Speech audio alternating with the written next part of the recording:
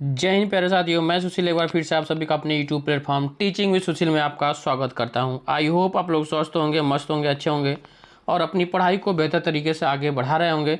तो जैसा कि आप लोग देख रहे हैं कि आज कल का नोटिस आया हुआ है कि यानी उत्तर प्रदेश में ईसीसी एजुकेटर के जो है वैकेंसी आई हुई है 8800 यानी कि 8800।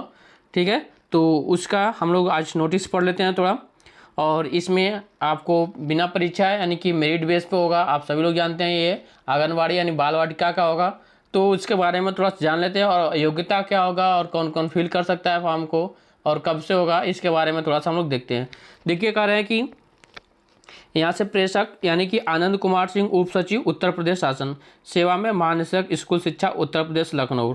अब देखिए आगे करा है बेसिक शिक्षा अनुभाग 5 लखनऊ, दिनांक 27 जून 2025 को आया हुआ है। तो अब इसके बारे में आगे देख लेते हैं हम लोग। अब नोटिस क्या है इसके बारे में देखते हैं हम लोग।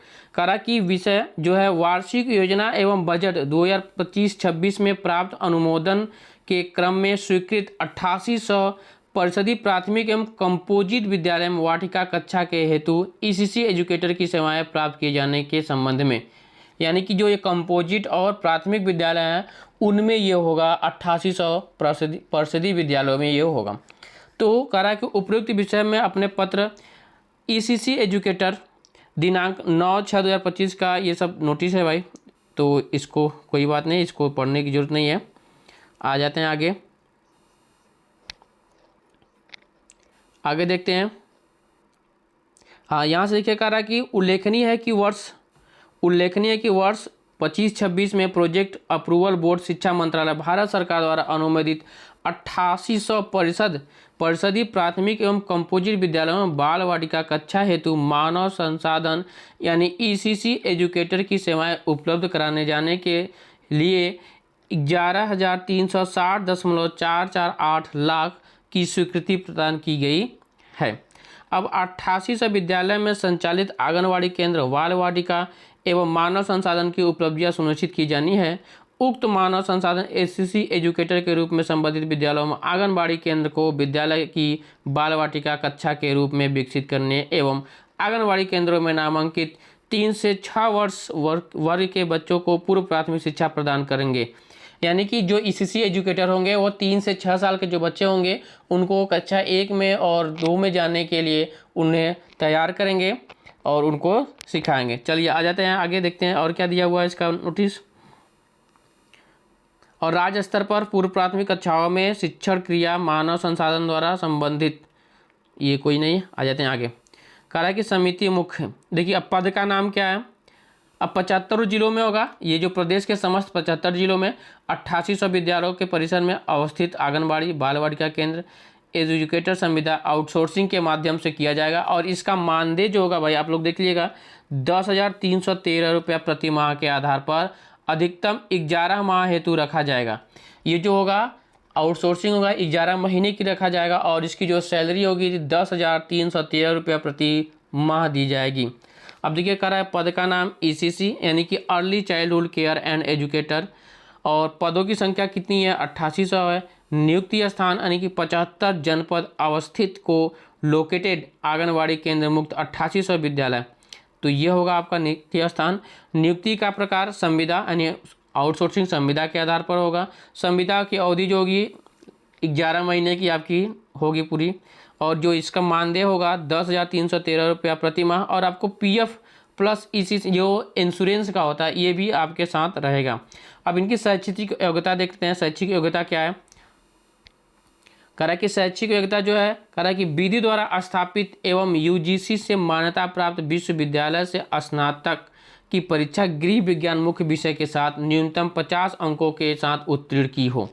यानी कि गृह विज्ञान का हो और 50% के साथ हो। आरक्षित वर्गों के नियमानुसार न्यूनतम अंकों में 5% की छूट दी जाएगी।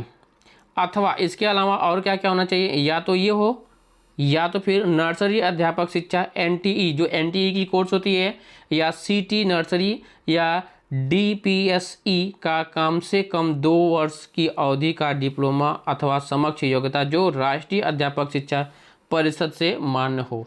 तो ये है इनकी एजुकेशन क्वालिफिकेशन। और जो एज होगा वो 1 जुलाई 2024 को 40 वर्ष से अधिक नहीं होना चाहिए। ठीक है, तो आप सभी को योग्यता पता चल गया।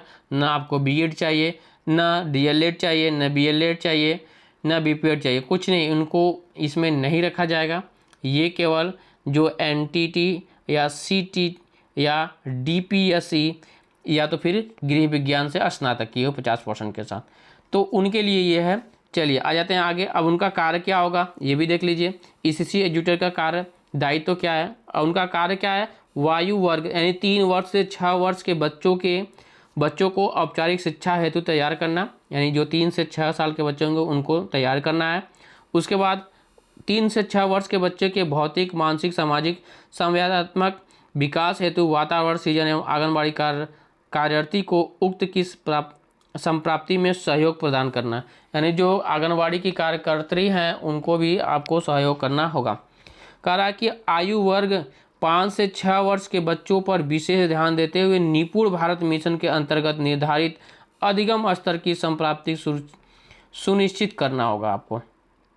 तो ये इनका सभी का कार्य है। और बच्चों के संज्ञानात्मक विकास हेतु रंग, आकार, ध्वनि, वस्तु, वातावरण जैसे पेड़ पौधे, पक्षी, जानवर आदि से संबंधित गतिविधियों का उनको प्रयोग कराना है। और मिला जुला करके आपको उन्हें मिला जुला करके जो 3 से 6 वर्ष के बच्चे को उनको आपको पढ़ाना होगा, सिखाना होगा वातावरण से, पशु पक्षियों के माध्यम से, यानी कि सबका फोटो या चार्ट लेकर के उनको अच्छे तरह से पढ़ाना होगा। और पिकनिक भी ले जाना है, खेल कराना है, नाटक कराना है, संगीत, देखिए संगीत, हाथ के कार्य आदि कार्य योजना बनाते हुए कार्य करना है। तो ये है उनका कार्य, यहाँ तक था। ठीक है, तो और फिर उसके बाद सामान्य निर्देशक, जनपद स्तर, जिलाधिकारी की समीक्षा, अध्यक्ष, जिलाधिकारी जो अध्यक्ष, ये सब तो है। चलिए आ जाते हैं। और चयन प्रक्रिया देख लीजिए भाई। अब ये कैसे चयन प्रक्रिया इनकी क्या होगी, तो इसमें चयन प्रक्रिया एवं दक्षता की जो प्रणाली है, यानी कि सेवा प्रदाता द्वारा उपलब्ध कराई सूची में अंकित अभ्यर्थी के शैक्षिक प्रमाण पत्रों के सत्यापन हेतु चयन हेतु जनपद स्तर पर निम्नलिखित समिति का गठन किया जाना प्रस्तावित है। यानी कि आपको गठन किया जाएगा वहाँ पे जनपद स्तर पे ये होगा। चलिए आ जाते हैं आगे। अध्यक्ष कौन रहेगा, सदस्य सचिव, ये सब आपके सामने है। अब देखिएगा, अब कह रहा है कि उपयुक्त समिति द्वारा सेवा प्रदात, छोड़िए यहाँ से आगे देखिएगा, इसको कह रहा कि सेवा प्रदाता द्वारा उपलब्ध कराई गई अभ्यर्थी की सूची मेरिट के आधार पर उक्त समिति द्वारा तैयार की जाएगी। यानी कि मेरिट के बेस पर आपकी ये वैकेंसी होगी, ना तो इसमें कोई एग्जाम होगा, न कोई इंटरव्यू होगा, आपका मेरिट होगा। अब मेरिट कैसे बनेगा, देखिए क्या कह रहा है कि मेरिट में मेरिट सूची हाई स्कूल, इंटर, स्नातक, डीपीएसई, एनटीटी एवं संबंधित डिप्लोमा यानी कि शैक्षिक योग्यता निर्धारित अर्हता के आधार पर के प्राप्तांकों के प्रतिशत के योग के औसत के आधार पर प्रत्येक जनपद मेरिट लिस्ट अवरोही क्रम में तैयार की जाएगी। यानी जो आपका रिजल्ट होगा हाई स्कूल का, इंटर का, ग्रेजुएशन का और जो एनटीटी है या डीपीएससी है, इनसे संबंधित जितने भी होगा उनके प्राप्तांकों के प्रतिशत का योग के औसत के आधार पर आपका मेरिट बनाया जाएगा। ठीक है, आगे करा कि यदि दो या दो से अधिक अभ्यर्थी की परीक्षाओं में प्राप्तांक के योग का औसत समान होने की स्थिति में अधिक आयु वाले अभ्यर्थी को वरीयता दी जाएगी। यदि 2 व्यक्ति का यानी कि 2 अभ्यर्थी का समान अंक प्राप्त होता है तो उसकी आयु में डिफरेंट देखा जाएगा, जिसकी अधिक आयु होगी उसको वरीयता दिया जाएगा। ठीक है, चलिए करा कि यदि आयु में भी समानता होगी तो ऐसे दशा में अंग्रेजी वर्णमाला के क्रम में वरीयता दी जाएगी। ठीक है, यदि आयु भी समान हो गया खुदा न खास्ते तो आपको अंग्रेजी के वर्णमाला के आधार पर दिया जाएगा। प्रत्येक परीक्षा के प्रतिशत के को दशमलव के 2 अंकों तक, यानी कि जो आपका दशमलव के 2 अंक तक प्राप्त अंक है वहाँ तक दिया जाएगा। चलिए, विद्यालय चयन हेतु काउंसलिंग इस प्रकार तैयार मेरिट लिस्ट में क्रम संख्या 1 में अंकित अभ्यर्थी के सम्मुख जनपद एवं उन सभी विद्यालयों की सूची जिनमें लोकेटेड केंद्र है, यानी आपका जनपद और आपका लोकेटेड केंद्र उसमें दे दिया जाएगा। चलिए यहाँ तक आ जाते हैं आगे।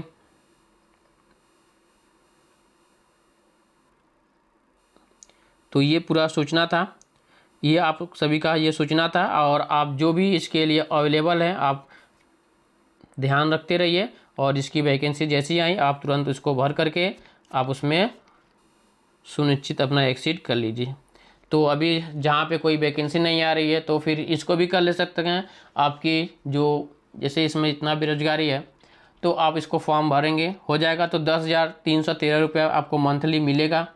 तो आपको कुछ नॉलेज नहीं होगा तो आप सभी लोग इसको भर लीजिएगा। तो ठीक है, आज के लिए इतना है, फिर अगले वीडियो में मिलते हैं। और ऐसे ही न्यूज, ऐसे ही जानकारी प्राप्त करने के लिए प्लीज़ आप लोग इस चैनल को सब्सक्राइब करिएगा और बेल आइकन को ऑन करके कमेंट करके ज़रूर बता दीजिएगा। ठीक है, तो फिर मिलते हैं अगले वीडियो में। जय हिंद, जय भारत।